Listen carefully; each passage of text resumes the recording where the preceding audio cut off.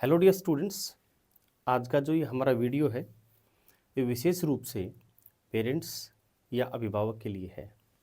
प्यारे बच्चों, कल मुझे एक बच्चे के पापा मिले और वो ये कह रहे थे कि मैं अपने बच्चे को हर रोज़ सुबह 4 बजे अलार्म लगा के उठा देता हूँ, परंतु फिर भी बच्चे की पढ़ाई में उसके जो ग्रेड्स, उसके जो मार्क्स आ रहे हैं उसमें कोई इम्प्रूवमेंट देखने को नहीं मिल रहा।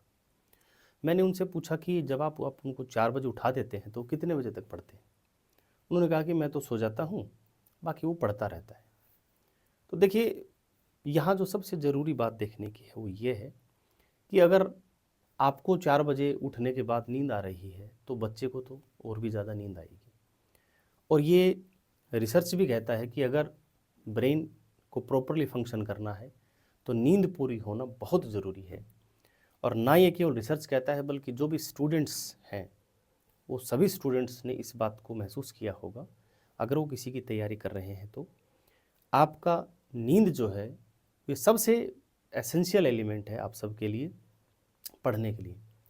तो मेरी उन अभिभावकों से विनती है जो अपने बच्चे को सुबह जल्दी अलार्म से उठाते हैं, कृपया उनको अलार्म से ना उठाएं, उनको नेचुरली उठने दें। अगर आपको लगता है कि अगर ये ज़्यादा सोएगा तो लेट हो जाएगा स्कूल के लिए या कॉलेज के लिए तो ही आप उठाएं, परंतु सुबह 4 बजे 5 बजे का अलार्म लगा करके बच्चे को उठाना, या कई बार बच्चे स्वयं भी ऐसा करते हैं, वो अलार्म लगाएंगे, उठेंगे, फिर अलार्म बंद करेंगे, फिर सो जाएंगे।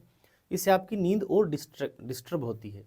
मान लीजिए नेचुरली आपकी आँख 6 बजे खुलनी है, अगर आपने 4 बजे का अलार्म लगाया, आप उसको बंद कर देते हैं, फिर वो 10 मिनट बाद वो फिर बोलता है, फिर आप उसको बंद कर देते हैं।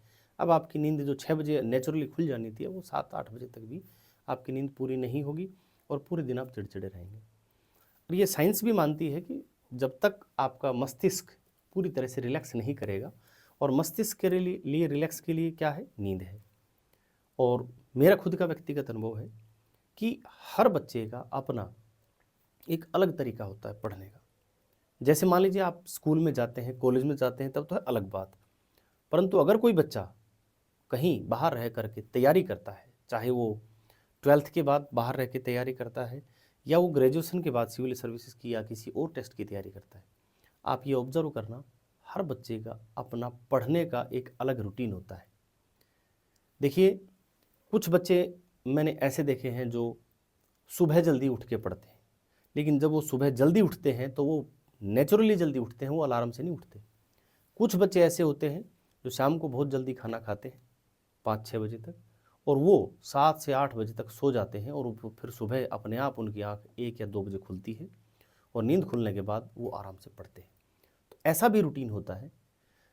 24 घंटे में कुछ टाइम ही ऐसा होता है जिसमें हम बहुत ज़्यादा प्रोडक्टिव होते हैं।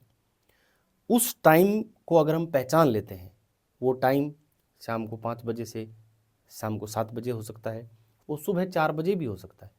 तो हमारा जो मोस्ट प्रोडक्टिव या वो टाइम जिसमें हमारा माइंड सबसे ज़्यादा इफ़ेक्टिव होता है, वो टाइम अगर हम पहचान लेते हैं तो उस टाइम पढ़ने से हमें सबसे ज़्यादा फ़ायदा होता है।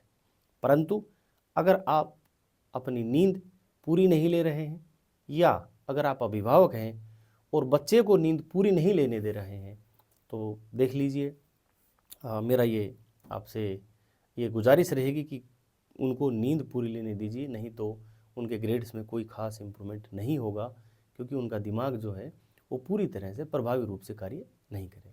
Thank you.